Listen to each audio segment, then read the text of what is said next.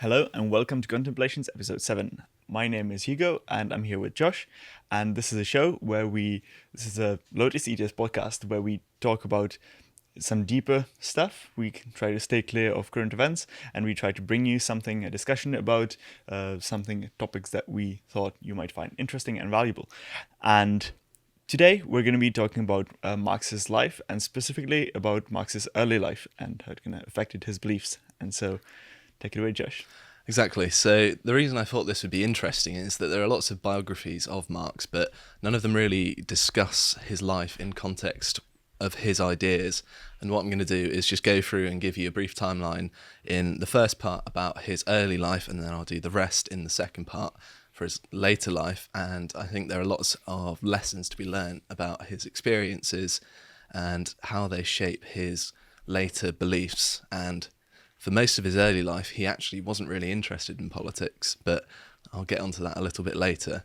So on the 5th of May 1818, he was born, Karl Marx that is, and he was born to a barrister named Heinrich Marx, who was originally known as Herschel Marx, but he changed his name, which I'll get onto a little bit later, and his wife, Henrietta, who was Dutch, and this was in Trier, which is a German town close to Luxembourg and close to the French border. So although it was part of the Kingdom of Prussia, and it was part of a kingdom in the Lower Rhine, it was relatively close to places like Luxembourg, France, and obviously the Netherlands. So there's lots of different cultural influences there, other than perhaps further along, which later explains why Karl Marx felt the need to learn French, because he was so close to the border. Right. I think he was quite cosmopolitan, right? So he didn't spend a lot of his life in Germany, and even less in Trier. He spent his life traveling and staying. That's certainly the case in places. his latter life, and that's more to do with being in exile, right? Yeah, his politics. Like, his father was a classical liberal and very much opposition to the absolute monarchy at the time. So he inherited that kind of belief, and that made him an undesirable in the eyes of the state, which meant that quite often he'd be moved around all sorts of places in Europe. And as we'll get on to later on, he actually ends up settling in London. That's the only place where he doesn't get kicked out of. And it's still a home for many Marxists to this day. Unfortunately, they haven't been kicked out yet, but alas. So anyway, as you can see, this is Marx's house in the modern day. It's still standing, and I imagine it's probably had a fresh coat of paint since Marx's day, but you can see it's a 3-story house, relatively nice. Is it now like a museum or something? I think so, yeah. I know when the mid-century Germans took over, they turned it into just a communications centre. Oh. But until kind of before and after, it remained some kind of museum. I guess that the anti-Marxist socialists feel very strongly against Marx. So. And Marx was the third of 9 children, and he became the eldest son when his brother Moritz died. I think he died relatively young. And Marx came from an ethnically Jewish background, although his father didn't really identify with the religion that he was kind of born into.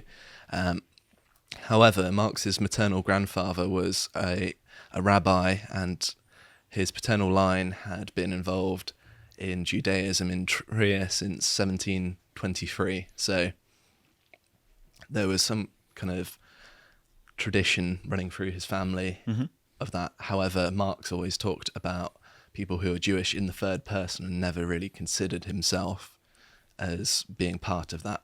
And I believe his father actually converted to Christianity before he was born. So he didn't really see it as a part of that, but we'll get onto that in a second. So Marx's father had received a secular education, was the first to do so in his family, and he became a lawyer, and he had an upper middle class kind of income, because along with his legal income, he also owned a number of vineyards, and he also owned some properties, I believe, which he rented out. So he was doing pretty well for himself, and he was able to sustain a large income, a large family, and was relatively prosperous. He even employed a few servants, which Marx became kind of used to having around, which is somewhat ironic considering his kind of later beliefs.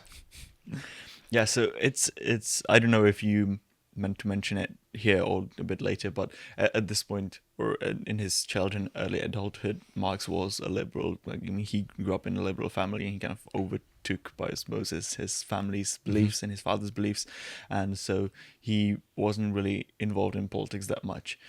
Yeah, he remained a liberal throughout his entire early life until he really left university. It wasn't until he started working for a newspaper and became the editor that he became increasingly more socialist rather than liberal, and he started being critical of beliefs that he himself had held only a few years prior. So that there seems to be a shift, which we'll get onto in the second part, between his early beliefs and his later beliefs, although there is a great degree of continuity between the two as well. So it's going to be a sneak peek for tomorrow. Indeed.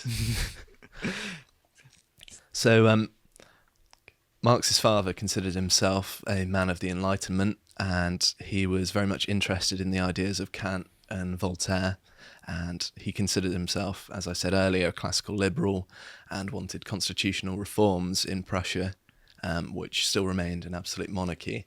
So it seems clear to me that he inherited some degree of political radicalism for the time, because this wasn't necessarily a widely held view. It was perhaps more typical of the wealthier middle classes. So that would have been in the 1830s, right?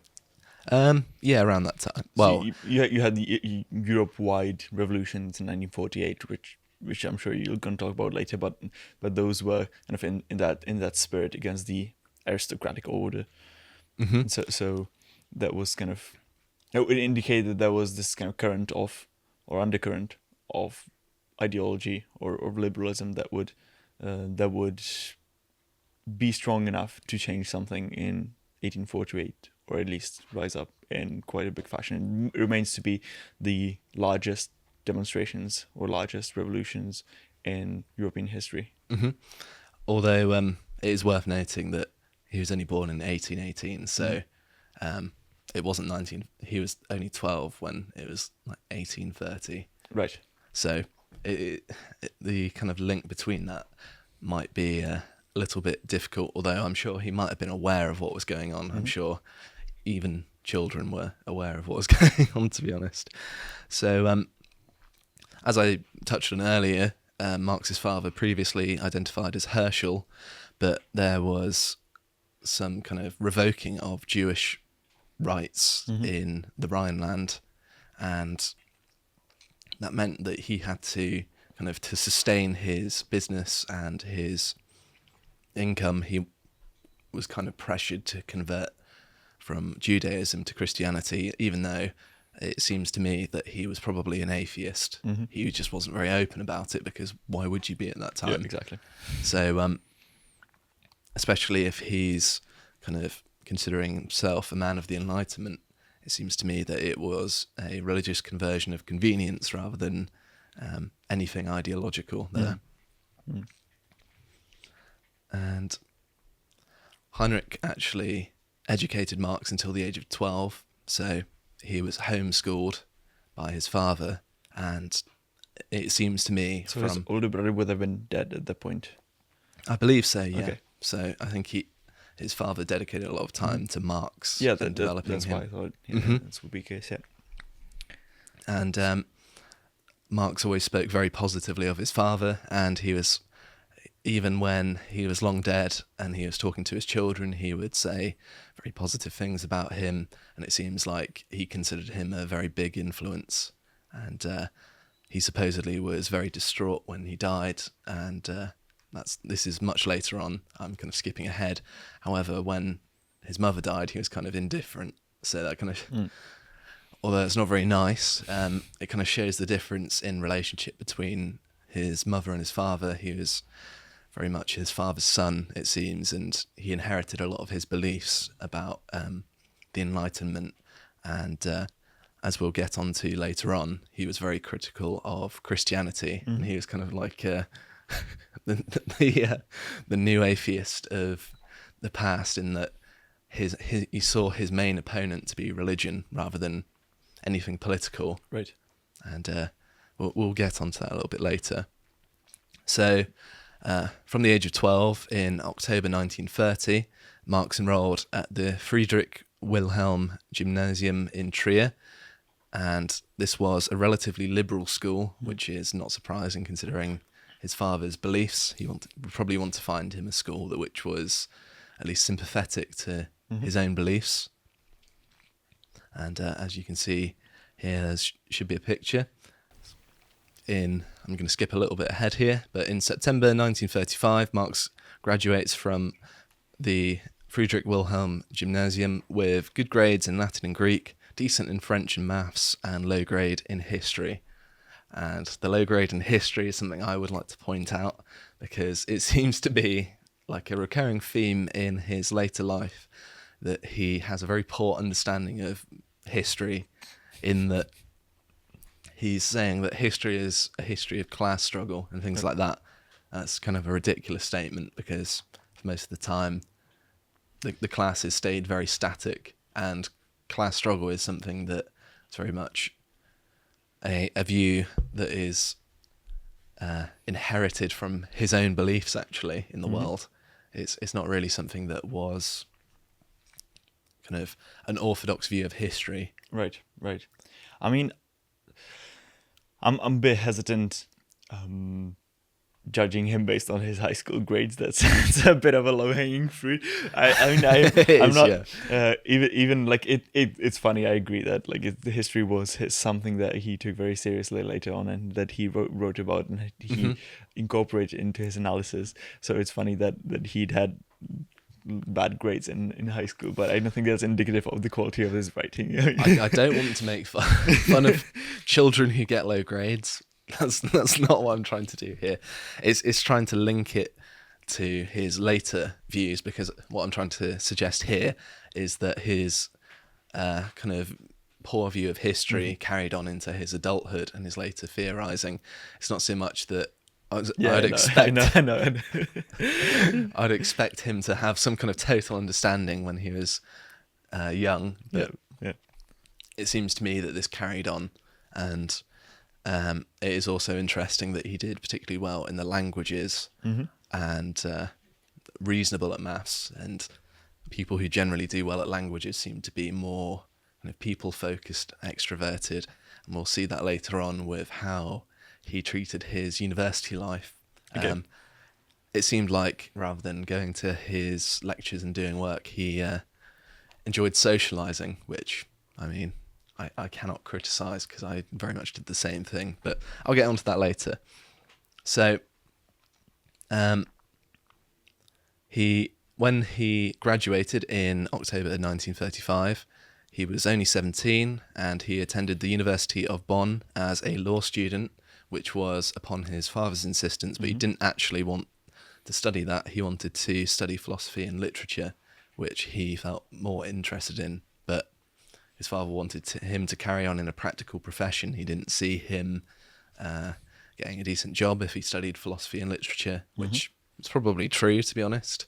I mean, the legal profession he would have been more didn't seem to get reliable. a decent job when he studied law either way. So, well, as we can see later on, he didn't particularly apply himself to his studies, which might be part of not being interested in being forced to study it. But as we'll see in a bit, he seemed very ungrateful for his privilege of going to university and having it all paid for by his father. But while he was at the University of Bonn, he joined something known as the Poets Club, which was a group of political radicals, although he himself wasn't really politically radical beyond his liberalism at this point, not radical in the sense that we would later know him as.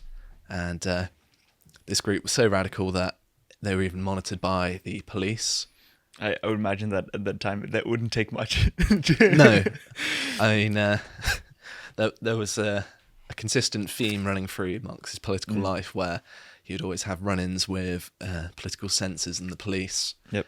trying to break up what he was doing. And there's a good quote later on where, in the second episode, where he's talking about how he couldn't write a word without the government censors kind of considering it to a degree which he found really disturbing, which, I mean, I'm sympathetic towards. It must have been pretty annoying to constantly be censored. I mean, at the time, the standard of allowed speech and like what was free speech or wasn't free speech was very different than what it is even now in England. Like there's blasphemy laws, but still, like it's something else. It's not nearly comparable. Like there was no real free speech in this era. Russia, yep. Certainly. And also, while at university, he joined the Trier Tavern Drinking Club, which was a society which, as you can probably guess by the name, involved people drinking a lot. And he was such a big fan of this society, they actually became co-president, which kind of suggests what he spent his time at Bonn University doing. This is also a place where ideas were discussed, and it seems to me that he had an idea of what it meant to be a student that was more to do with being face-to-face with people, kind of having a conversation, exchanging ideas, rather than perhaps sitting in a library reading books. Like he didn't like the idea of the conventional student. That's what he'd do later in his 40s. Yeah, exactly. But in this earlier time, it seemed like he was more interested in drinking and having fun, which, I mean, I can't really judge him for because I did exactly the same. Although he was spending his father's money doing it. Yep. And to my own defence, I actually paid for it myself. So I'm not quite as bad as Karl Marx, which is not a very high standard. But anyway, so when he turned 18, he was not kind of prescripted into the military because he had a weak chest. But his father had also avoided being kind of conscripted into the military, and he said, a letter at the time said, you just need to find yourself a good doctor. So it seems to me, it seems to me that this perhaps is not actually a legitimate condition, perhaps. And he just found someone who would be sympathetic to make it up, so he didn't have to join the military, which, I mean, fair enough. Yep. I can't blame him, especially someone who is liberal. I imagine the concept of fighting for the monarch, which he probably wasn't a big fan of in the first place, would probably be pretty unappealing to him. So perhaps some Americans might be a bit more finger-wagging of avoiding military service, but those who love Vietnam or something. Yeah, I mean, that's probably not the best example of where conscription was good. So in the summer of 1936, Marx became engaged to his childhood friend Jenny von Westphalen, who I believe was actually a neighbour of his, and I believe he got on very well with her father, who was also liberally minded. And supposedly when Marx was young, he would just talk to Marx about kind of Shakespeare and Enlightenment ideas in a variety of different languages. So it certainly seems kind of upper middle to kind of aristocratic in his kind of class structure there. I mean, there were barons. Exactly, yeah.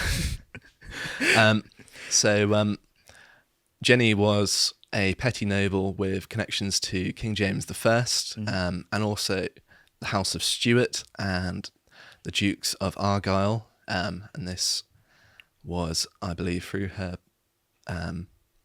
maternal line, although I'm not certain. It's kind of difficult to establish because not much is really said about Marx's wife. I'd imagine that would be more important to the British. What do you mean?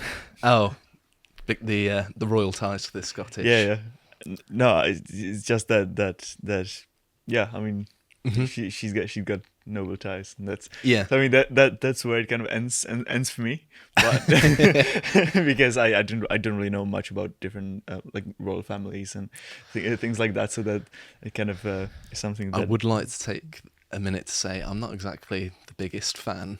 I mean, all of the talk of the royal family at the minute bores me half to death, and it's insufferable. Sorry if you're a big fan of the monarchy, but I don't see the appeal. It's just like following celebrities to me. I mean, who cares? So I'm not some kind of monarchist by including this as a caveat. I'm probably going to get a lot of hate for that, but never mind. you're getting a lot of love from the American audience. That's true. They're also probably not. Actually, they seem to care about it more than many of us do. About the royal family. Yeah, like they From seem the chatter. I don't know what it is. I really don't get it.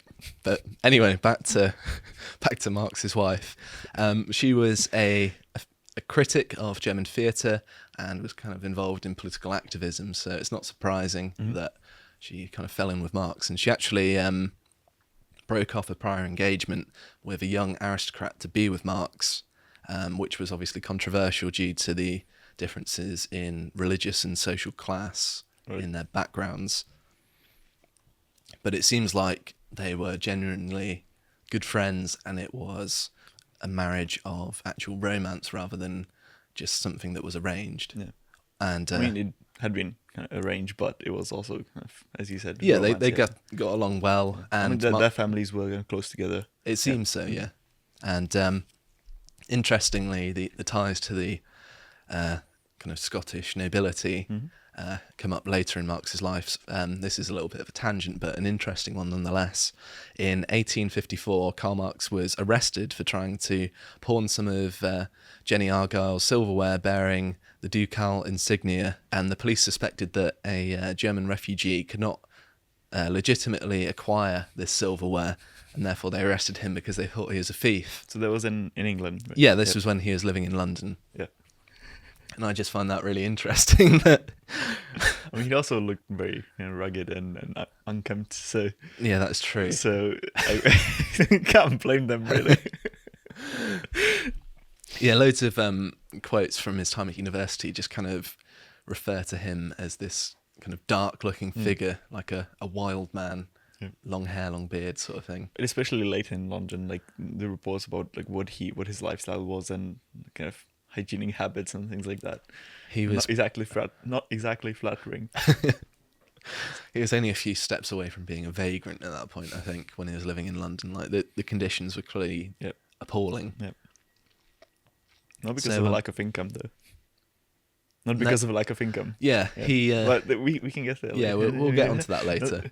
We're spoiling too much. Exactly, we can't say everything now.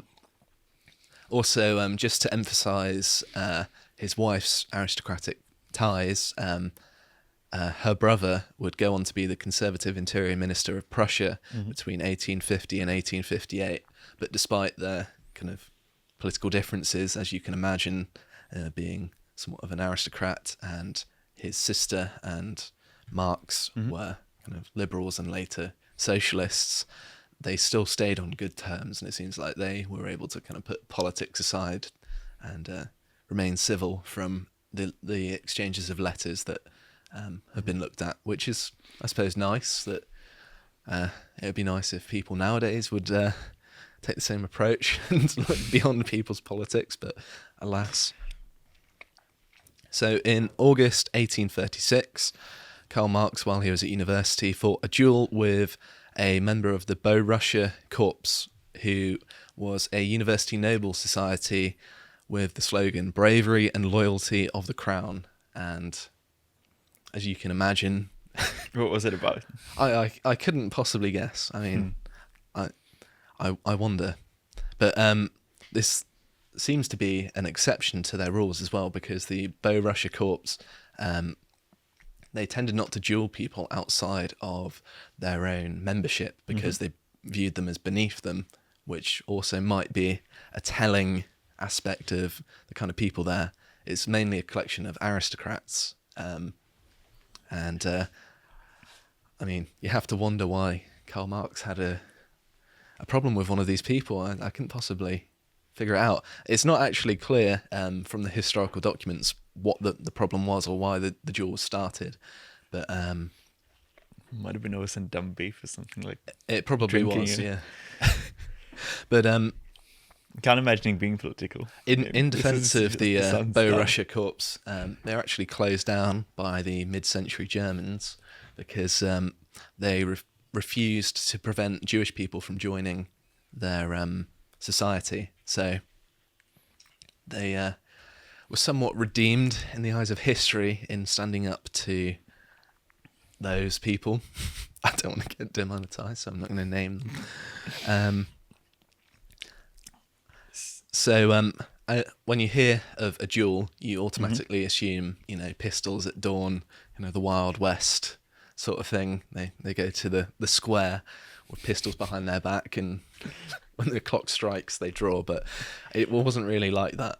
Although there was a capacity for it to be lethal, it was mainly a fencing duel, and the tendency of student duels at this time was that it would be indecisive. Like neither side really wanted to get hurt. They weren't real duels, right? In the sense that we know of them. Like they're kind of just a bit of a sparring match, really. Marx did come away with an injury to his left eye, but there's no mention of injuries suffered by the other person. Right. But it seems to me that Marx was actually a pretty keen dueler, and he got talked out of kind of being a swordsman by his father, saying like, listen, you're not going to build up a good reputation if you go around living by the sword, literally. So he's kind of scolded by his father for doing so, and he kind of put it on the shelf, although it seems to me that he was always very sympathetic to that, because later in London he travelled all the way to Brussels to get in a duel with some other communist later in life. We ended up shooting in the head, but I'll get into the details of that later. So in October 1936, due to his lax attitude towards his studies in Bonn, his father transferred him to Friedrich Wilhelm University in Berlin, which was a more serious institution, and this was again as a law student. At this new institution, he joined the society known as the Young Hegelians, as Hegel was associated with the University of Berlin, and so there was a kind of legacy that remained. And So it died a couple of years earlier, right? I believe so, yeah. I don't actually know a whole lot about his life, but this group were known to be radical critics of Christianity and proponents of atheism, which very much tied into Marx's own views on religiosity. Almost couldn't say it there. And while he was there, he racked up large debts, and he was taken to court several times for non-payment of debts. So you can see here that he didn't account for his privilege, and he seems to be deeply fiscally irresponsible, in that even though he had a wealthy father, he was still racking up debts, living a kind of lavish bourgeois lifestyle where he was out drinking and eating and smoking and having fun rather than living frugally. And I mean, I couldn't possibly link that to his later beliefs. I mean, Is it him there on the bottom left with the pointy hat? Like, no, that's just a picture of the university. I know, but like, look at that guy. Like, what the? It's just so random. Okay, whatever. Sorry about that. Thanks for that distraction. So yeah, it seems to me that being bad with money was a running theme throughout his life. Yeah, I mean, it definitely shows later than like when it actually gets him in a lot of trouble. So yeah, at this point, I would say he's still in some serious trouble, in that he's been sued and taken to court for non-payment of debts. I mean, that's a pretty big deal. Yeah, well, at least he's the only one like struggling from that. Like it doesn't fall on any other on any other people, like That's his family true, yeah. later, right? Mm-hmm. So that's I think what I meant. So it seems like he was just relying on his father to bail him out, like many students to this day. He was relying on his parents' money, and to a greater degree than many other students as well. And I think this seems to be a view that he couldn't shake off, that he had this view of being this kind of bourgeois, goes out drinking fine wines and eating fine food, but really this wasn't a sustainable lifestyle for him, even though he never really abandoned it, even later on in life, as you said, when he had a family. And the letters from his father show that he was very concerned about his capacity to waste money, and he repeatedly wrote letters just like, "What are you doing? Like, come on. Like, what? Come on, man." He wrote letters like Joe Biden. No, he was essentially not very strict on him. He wasn't threatening to cut off the money, but he was just trying to encourage him to be responsible. Was it like Joe Biden and his son? I imagine there's some degree of similarity there. Where Was he also on crack? I mean, he was drinking a lot. I mean, that's all they had available at the time. Who knows what he could have got up to with within modernity. But his father was also concerned with his degree of egomania.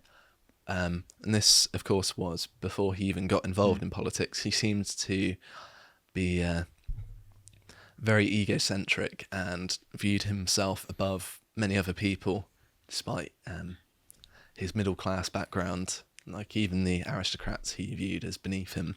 And I'll just read a short extract from one of his poems at the time, which shows just the extent to his egomania. "With disdain I will throw my gauntlet full in the face of the world and see the collapse of this pygmy giant, whose fall will not stifle my ardour. Then will I wander, godlike and victorious, through the ruins of the world, and giving my words an active force, I will feel equal to the Creator." That's not the words of a modest person. Or a healthy person. No. This is slightly concerning. Yeah. I mean, although there's some degree of poetry to it, it seems very self-flattering, doesn't it? Saying that I am equal to the Creator, although he was an atheist, so I don't know why that's his benchmark. And I think like it wouldn't be like fair to judge him according to a poem that he wrote, because like you can write anything and that doesn't necessarily have to tell anything about your personality that much. But the fact that this ties in quite well to the reports about him that others have made over the course of his life, and it fits together. It seems like this is actually what he was like in his personal interactions with other people and in his approach to life and to others. Yeah, even his. So that's why this is going to be important. Not because it would say something by itself. Yeah, that's why I've included it. Like it fits in the context of Marx's character. Like even Marx's like close friend Engels described him as that dark fellow from Trier, like, and uses references of the devil about him, and So the quote here is, "Karl Marx is a monster possessed by 10,000 devils." I mean, that's from his close friend. That's not exactly glowing praise. What the context was like when he said that. Was it when he got angry at him or something? I think he wrote a satirical poem about him. Oh, okay. But he's taking real aspects of Marx's personality as kind of judged by many other characters that had less of a reason to be nice about him. And I think he's kind of poking fun, but it seems like he's getting at some kind of character flaws that are legitimate. Right. But I would like to point out that still at this point, he's still not political, and his kind of... So in his writings, he's not... It doesn't Yeah, show, he's more interested in philosophy and religion, and almost considered studying theology just to... annoy them. He's one of those that such a radical atheist that he wants to study religion just to point out how much he disagrees with it. He's the Dawkins of his day. And over the course of the last 3 years at university, he only took 2 courses, which kind of shows that he was just using university as an excuse to have a lot of fun rather than actually be serious about his studies. However, I think the turning point in Marx's life, which turned him from this fun in quotation marks person who liked to drink and discuss ideas in, I guess, what would be called a pub. I don't know what the German equivalent is. In May 1938, Marx's father, Heinrich, died in Trier, and Marx was pretty distraught about this. And more practically speaking, the death of his father also saw his family's wealth, along with his kind of monetary funding for his university, dry up very quickly. And it seems like after this, Marx kind of hastily wrote a dissertation and sent it off to a lesser institution to get it published quickly, not only because it's controversial, but it was an institution which was kind of known as a PhD factory. Right. That's the writing that I read about it used those exact words, in that they'd grant a doctorate to pretty much anyone. That's not to say what he wrote was bad, but it seems like his time at Berlin was cut short by his father's death rather than his Some preferences. yeah. And so when he said that their family's wealth dwindled at the after that, was it because they hadn't had kind of a lot of rents or coming in, like from the properties they were renting out, or his family had he had a business, right? What So was he the main was source he of was a income for the family practicing. I think before it was the law practice. He had some vineyards, but you can't forget that he also had his mother was still alive. He got to sustain her and siblings as well. He had a large number of siblings, so it wasn't just Marx that they had to cater for. And when they lost that large amount of income, it meant that the amount that Marx was given was vastly reduced as a result.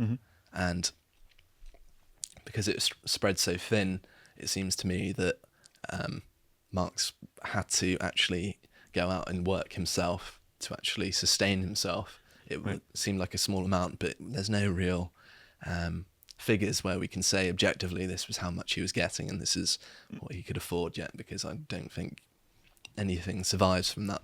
Yeah, but so it wasn't like Marx's father or his family were living off of just like capital and rents from capital, right? Like, Yeah, it's like that kind of stereotype. That's not exactly it, because like when he died, that income dried up pretty substantially. So it had to have been his work to some extent, to a large extent.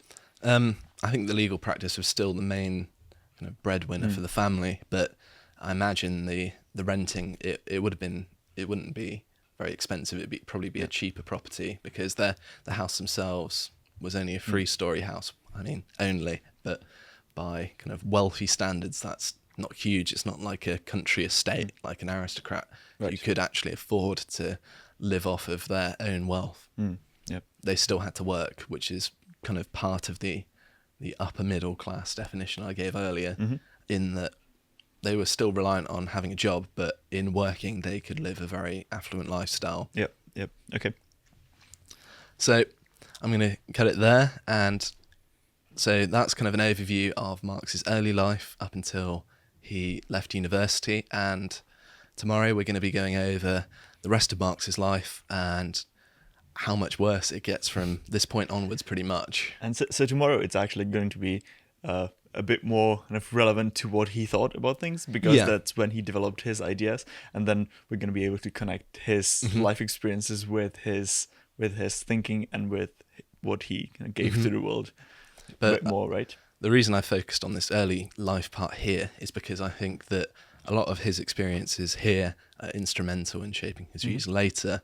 And of course, that's in keeping with much of the developmental psychology, that people's attitudes are formed when they are young, and it's very difficult to shake them off once you get older. And I think Marx's lifestyle later in life is very reflective of his wealthy income as a youngster, I suppose. Right. I don't know why I'm using such archaic language, but he never really adapted to his new situation, which was objectively worse, both financially and everything else, because of his political radicalism. He had to move. But I don't want to spoil too much. Okay. If you want to hear any more, make sure to tune in tomorrow. Okay, and so if you like this episode, make sure to subscribe, and you can find us at lotuseaters.com, where we have loads of other content. We have a regular podcast for the weekdays. We have plenty of articles, news dispatches, news analysis articles, guest articles, a premium section where you can support us if you'd like, and we'll see you tomorrow with the continuation of this story. Thank you for watching. Thank you.